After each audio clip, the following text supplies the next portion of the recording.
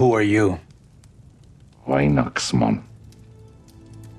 Julenitsen. Shondao Lauren. Babbo Natale, Père Noël, Kris Kringle. Jolly old Saint Nick. We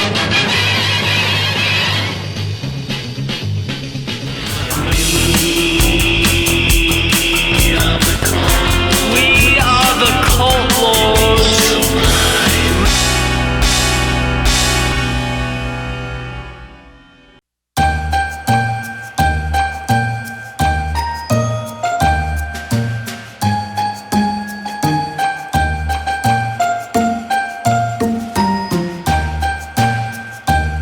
Take it away.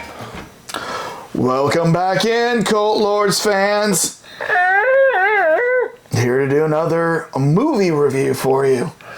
And this one is a seasonal tale told for Santa Claus. And yes, we know it's May. It's out of season. We're contrarians. Yes. But we just happened to miss this on its original release and happened to both watch it last week together. And this movie is called Violent Night. Okay. Dealing with the special effects here. Right. So, Chopping her neck off. all right. Violent Night, starring David Harbour as Santa, getting caught up in hijinks. A little violent hijinks, if you will. Silent Night, Deadly Night. Yes. Right? Well, there is already a movie. There's a movie about called that, but Yeah. you could say that. Yes. So if you're new to our channel, we are the Cult Lords. We like to do movie reviews every Monday and then movie trailer reactions every other day during the week. So make sure to hit subscribe, hit the like button. Always need double-digit likes. That helps us a lot. And then tell us in the comments what you thought of this movie. Probably when you saw it a few months ago, right? When it first came out. Whip out your Viking hammer and hit that subscribe button. Yes, we're trying to get to 1,000 and it starts with you. Well, it started with somebody else, but we're over 600 into it now, so we still need you. All right, so if you're new to the Cult Lords, one of the things we like to do is always have a drink while we do a movie review. And Dane, what are we drinking for Violent Night? This seemed appropriate. Slow and low, rock and rye. Slow and low, pick up the tempo. Straight rye whiskey, rock candy, raw honey, aromatic bitters, and navel orange. 42%. It's like a cocktail in a bottle. You just pour it out and you're done. Put a little ice in there. Would you like some slow and low? Yeah, please. You know who sings the song Slow and Low that I was just... No. The Beastie Boys! Oh. Off of the very first album, Licensed to Ill. Ooh. So. Well, even that seems appropriate for this movie. All right. Man, you can smell it. I mean, you definitely... You can smell it! Where's that from? That's from... I can't remember what that's from, but we used to say that in high school. You can smell it. You can smell it. You can smell it! You can smell it. Oh. I mean, they say in here, proper old-fashioned, pour 4 ounces of 1.5 of this over a large ice cube, garnished with orange peel. So, I mean, it's basically ready to go. We need the orange peel, Just man. needs orange peel. It's pretty good. It's so festive. Yes. I mean, there's snow on the ground outside, and JR's wore his nice, comfy, warm sweater. We got some chestnuts roasting on the fire over there. We had a couple of ladies to come over and say, "Ooh, this sweater." Yeah. I'm in a t-shirt. Yeah. I've got my Sith Lord. Our accountant's in there, eating a little chestnuts over the open fire, little charcuterie board. That's right. Drinking the eggnog, spiked. So, all right. Well, if you have not seen Violent Night, we've got something to tell you. Spoiler alert! We are about to go into heavy spoilers here, and if you have not seen it, you don't want that ruined for you. Hit the pause button right now. Go watch Violent Night. I think you can stream it several places. I don't know. No, it was on your Voodoo channel, so that's where we watched Voodoo it. now called Fandango at home. But yes, but I think I think you can stream it on HBO Max, to be honest with you. So yeah, that would make sense. Go stream it, then come back. see if your opinion of that movie is the same as ours. So, Yes. All right, now before we talk about our opinions, we always like to know what the general population thought of this, what the Gen Pop thinks. And so, Dane, did you stay away from the Rotten all the Tomatoes children scores? in the world, what they think about this movie, right? Yes. Did you stay away Yes, from? I Okay. stayed. What do you suppose the critics gave Violent Night? I'm going low on this one. I think a 5.4. So 54%. Yes. Okay. And then what do you think the fans gave this? 65. 65%. So 54, 65. Well, Dane, the critics gave it a 73%. Damn it! I went too low. Too low. I don't do that. Slow and low. It's slow and low. I guess too much slow and low. Pick up the tempo. All right. All right. The audience gave it an 88%. Woo. So Okay. they liked it more. Yeah. All right. Yeah. I just for sure thought maybe because, like I said, my mojo's been off. The critics were gonna just eviscerate this movie for some reason, but I guess not. Everyone loves David Harbour. I guess.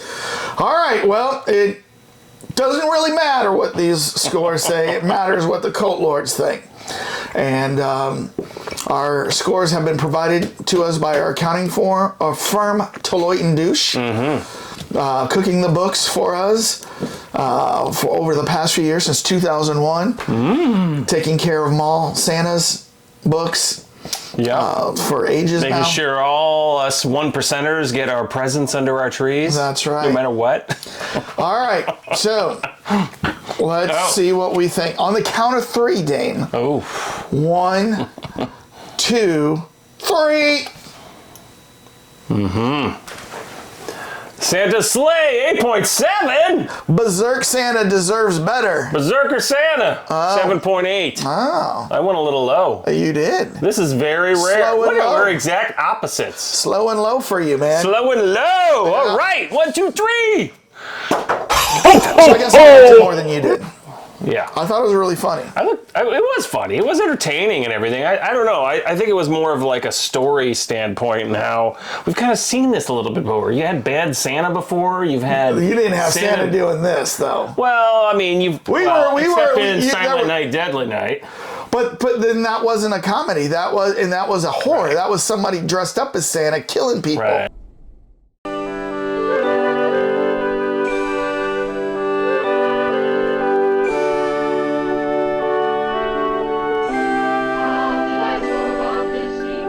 Was the night before Christmas, when all through the house, not a creature was stirring, not even a mouse. The stockings were hung by the chimney with care, in hopes that St. Nicholas soon would be there.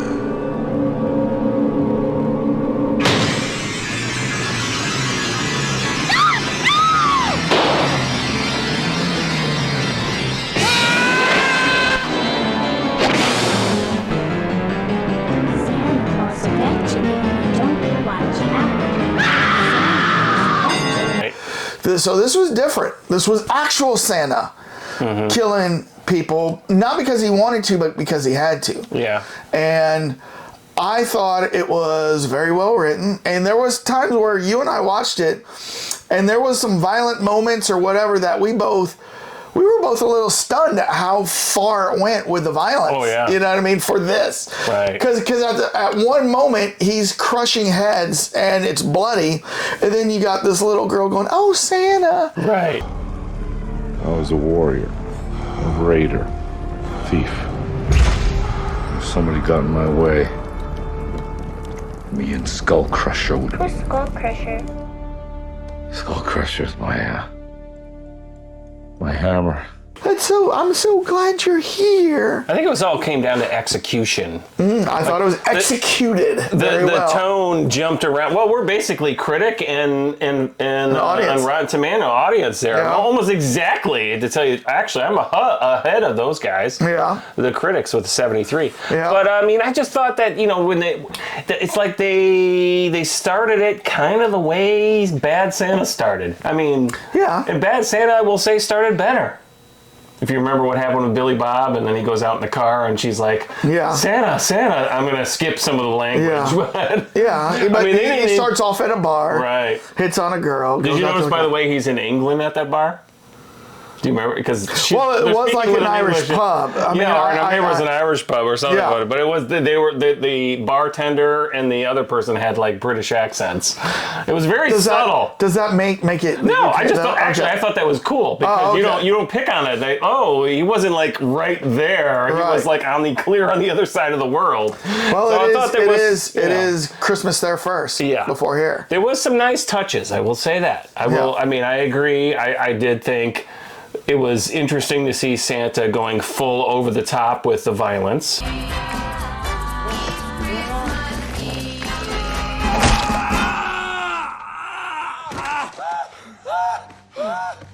Hanging a star in somebody's eye that he electrocutes. The sharpened candy cane.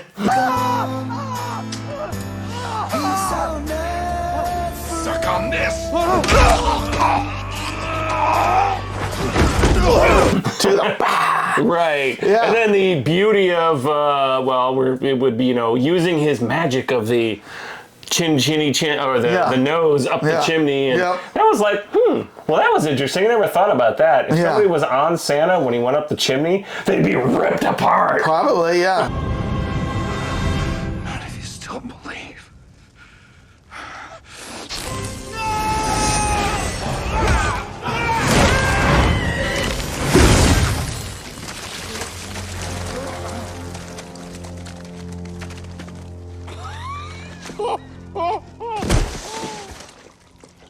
But like when he's drunk, he can't get it to work, right? Yeah. Remember that? He was like too drunk or whatever. So But yeah, I thought it was pretty good. I think where for me the problem is this.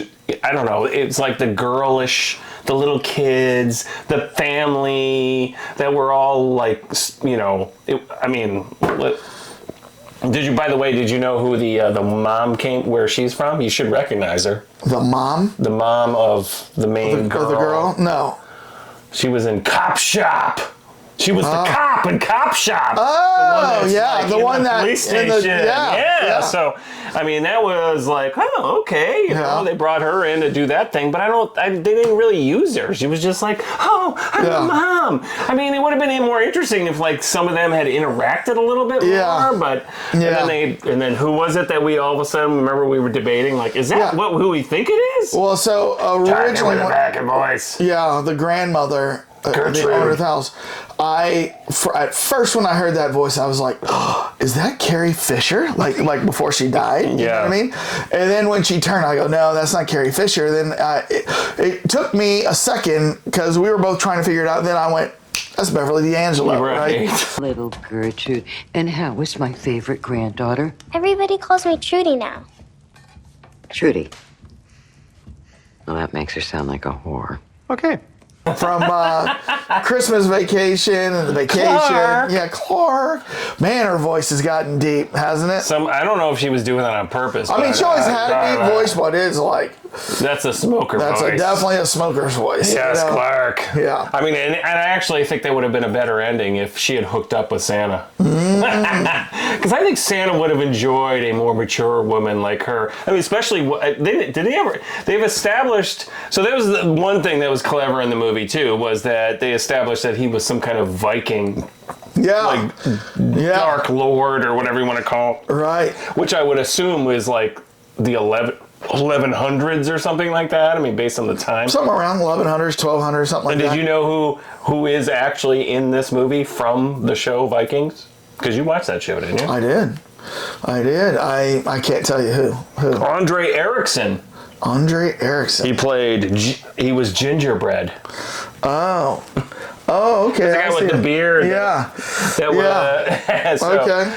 Yeah, I didn't watch that show, but I thought that was interesting. That it was like, they're like pulling in a Viking, but they're bringing the guy from the Viking show in to play his thing. So, and then that is kind of a cool origin story for Kris Kringle, Santa Claus, being a Viking, and then being imbued with the powers to become Santa, right? Kind of like, you ever see the movie Dracula Untold, where it shows Dracula's origin story as being Vlad the Impaler, That's with that one British actor, right? Yeah. Chris I've seen that. Evans I thought that was a really Chris well done movie. Yeah. Chris something. Chris something. Yeah. I mean, kind of, like that whole origin story kind of reminded me of that. So. I almost think, though, that in some ways that might have made a better movie if they had actually started him as the Viking, turning him into, showed more of it. Well, I mean, that could be like another movie. Yeah, I almost thought, so I rewatched the ending because I couldn't quite remember it. And I was like, you know what?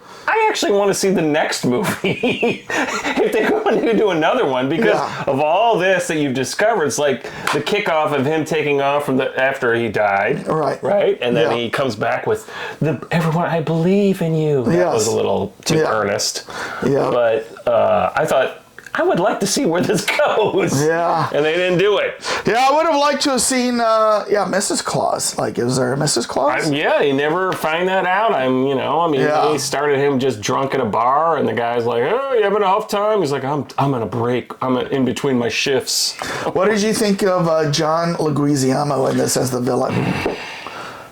He was all right. He was okay, but the problem his code name was Scrooge. Yeah, he's too. I think the problem was that there was too much trying to be funny to counteract the violence, and that was where it fell down for me. Was like, you're kind of like, okay, you just went and killed a guy and paled him after you just had a big fight with him, But we were laughing out loud. Yeah, we were laughing out loud. But then all of a sudden it was jokey, you know what I mean? Like, they didn't keep the tone. If I'm laughing out loud, I'm enjoying myself. Yeah. And so I enjoyed the movie. Did I give it a 9? No. No. Right. I mean, there was definitely some room for improvement and some stupid tropes in there, the mom and dad are separated. Will they get back together now? They're very multicultural. Yeah, very multicultural, and then the girl, she's like, oh, all about Santa, all about Santa. She's the sweetness in this movie. Oh, I know. Right? And by the way, the dad was from The Boys. He was translucent. I didn't want you watch The Boys, right? Yeah. So I thought he looked familiar, but I couldn't I couldn't place him. And so when I looked it up, I was like, oh, okay. Okay. Well, Beverly D'Angelo definitely had some key lines. What I did think was funny was what was the character that was the brother-in-law? That was talking at the beginning, Cam. 9/11 was here, man. I would have stormed that. We wouldn't even be talking about it today. Cam Gigaday. Gift of a golden opportunity. Oh no! Granny doesn't like it. Is that him? Morgan Steele, this guy, yeah. And then he gets, I can't remember, but he gets violently killed in this movie. I gotta warn you, they know you're coming. I think they're ready for you. They better be. We're on a tight schedule. And that was kind of one of those, a shocking moment because, they're killing one of, I wouldn't say a main character, but one of the characters, that's part of the family. Right. He's dead, right?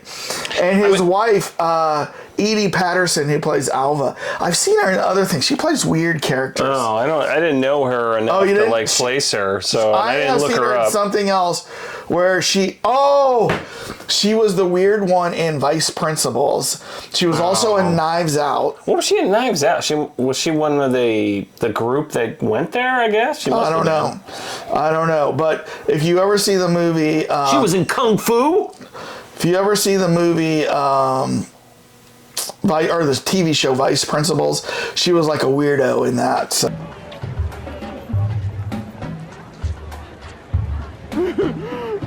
Remind you what I taste like. I love you. But she kind of played a minor character. Because they brought in all these different, which I liked actually. They brought in a lot of different actors and all that from different sides of things. But she was more annoying in this movie because she was like, "Mommy." Yeah. I love the way you called her Gertrude. Yeah. Yeah. Well, I thought there was a lot of funny moments. It actually did give me a little bit of a Christmas feel in certain things. And then, it became a John Wick movie. Yeah. You know what I mean? Like even a more violent John Wick movie. A little bit of the Purge thrown in there too. Little Purge, when the little Santa John Wick. decided that's the end of this. Yes.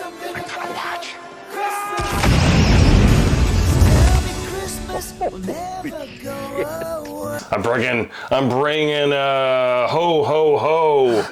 Yep. And then his remember they were shooting through the roof and his reindeer took off without him. Yeah. So yeah. And the reindeer, I mean, they were obviously. Let's not put a lot of special effects in here. Let's keep them off camera. But they were pooping all over the place. Yeah. The reindeer were had no respect for him whatsoever. Didn't they poop on somebody's head? Like when they were leaving the bar? He threw up. That's what it was. That was the classic on a lady. opening. Yes. It was the bartender. The bartender's like, really I'm trying to, where are you? He's like, yeah. That was. It was I mean.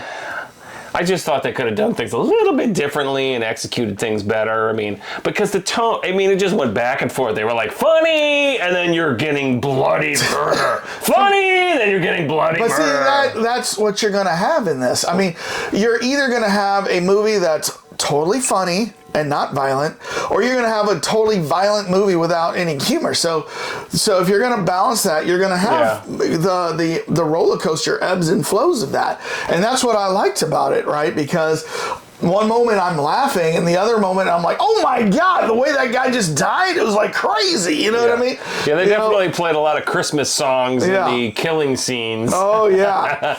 Makes you, think about those songs a little different come Christmas time. You know what I mean? Yes, exactly. Yeah. Like, for example, another death that I thought was shocking was, they really at the beginning, they play up the nice guard at the gate and you know what I mean? And then boom, they kill him. You know what I mean? Leguizamo walks in and shoots him in the head. Yeah, and we're like, whoa. Whoa, okay. Yeah, right? So we're going there? We're going there with this movie? Oh my gosh. Right. So I don't know. Yeah. No, I mean, I had the same thought on that. I was like, whoa, what? The tone it's like the tone bounced up, down, up, down. Because you would have thought he, in a movie like this, he would have just tied him up.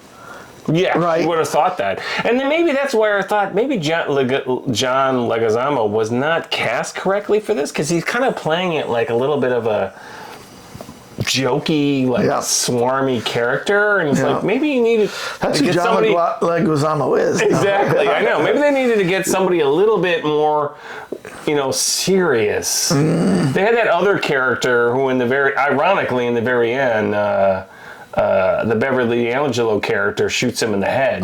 There's another one. You're like, you don't expect to see that on camera. It's just like, bam! And it's like blood goes out the other side. Damn right it does. Yeah. So was he the one who I said at first? Man, that guy looks like where is the he wolf. on here? Is it this guy? No, it's not him. Where is he? It's him. Mike Dupod, Commander Thork. Yeah. So, I mean, and he's been in a lot of things. I've seen him in a lot of movies, but but there's a lot of funny, tinsel, Fong Gyang. Peppermint. He comes in. He was the first fight that Santa had, tinsel, and he was kind of like a martial artist, right? But then Santa kills him, and they're calling out to him on the thing, Tinsel, are you there? Tinsel's not there. You know what I mean? So yeah. And then the one little boy impaled. Oh yeah, then that guy. The little boy Bert, who's hey man, hey. I'm a rich douche. Yeah, peace out. Look at my the lounge. He gets one of the last kind of laughs when he's taking pictures of the dead bodies, and he's like, life is too short, man. He's trying to give some sort of quote or something. He's trying to get a lot more subscribers in some form or another. Wow. What do you got to do? Kill people? Man, get these days you might need that. Oh man. So we need to find some dead bodies and go take pictures posters like, "Hey, Cult Lord fans, here's a dead guy, or woman, or whatever." So would you actually recommend this to somebody for like Christmas? Well, you're not going to recommend it to a kid. Anyone with children. I mean, it's totally not a kid's movie, that's for sure. Would your wife like this? No, she wouldn't like it. No? There's a catch. You don't think... This is more of a guy. You don't think this is something you're going to be putting in your Christmas rotation every year? Okay. It's a Wonderful Life and Violent Night double feature. I mean, it was entertaining, but I mean, would you recommend it to your parents? Yeah, right, exactly. I mean, you know what I mean? It's like one of these, like, it's got a very narrow focus of people. Yeah. Us, basically. Yeah. Although I can see my parents are like, oh, the violence in this is horrible. Yet they love John Wick. You know what I mean? So, yeah. But you know what's funny about that, on that point, is that John Wick kind of held off on like blatant camera violence, you know, like in this one, when she goes up and she goes bam and like blood spurts out the other side. I'm trying to think. There's do you remember John Wick has a lot of like killing and like cutting and all that, but like, do you remember like blood spurting out of anybody? Really? Yeah. Okay. Yeah.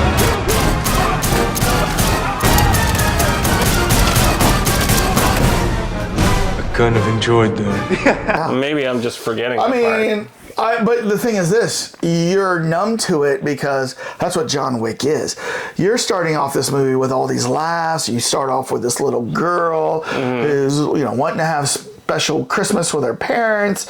You know, you've got the Christmas music that you're used to, and then suddenly bam, and then it's more shocking to you to see that, I think, than if John Wick does that. You know what I mean? Right. So I don't know. Yeah, I mean, well, again, John Wick. Your parents would love John Wick. Would you recommend this to him?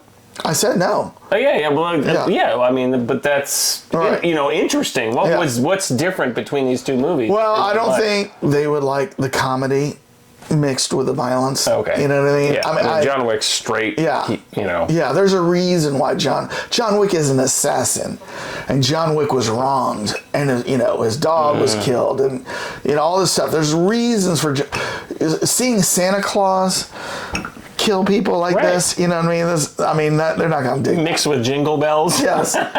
People getting their head shot off or chopped up or impaled on something. I'm trying to remember what were the other murders that happened? Murders, or you know what I mean, killings that happened in this that Santa ended up doing because, it was self-defense, right? Right. Well, they came in and they killed all the guards. Yeah. That were there. They shot them all down.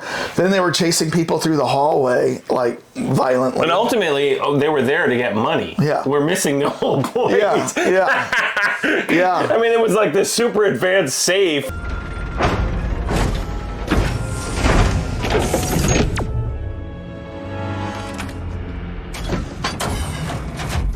As a kid, I loved unwrapping Christmas presents so much that my mom would wrap empty boxes for me. I didn't care that nothing was inside.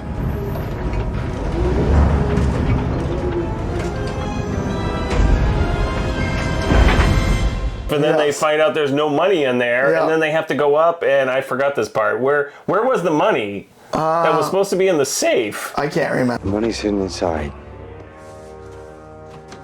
The three wise men presented him with gifts of frankincense, myrrh, and cold hard cash. It's just to start off the movie, and Gertrude has a lot of money. Yes, yeah. So yeah. All right. Well. I liked it. You liked it to a lesser extent. I'd like to know what the Cult Lords viewers think. Did you like this movie? Is this something you would put in your Christmas rotation? Probably wouldn't recommend this to kids. Probably wouldn't recommend this to like your parents or anything like that. But you tell us what you thought down in the comments right after you hit subscribe and hit like, and we'll try to answer your comments. So Dane, how do you want to get us out of this? Jingle bells, you're dead.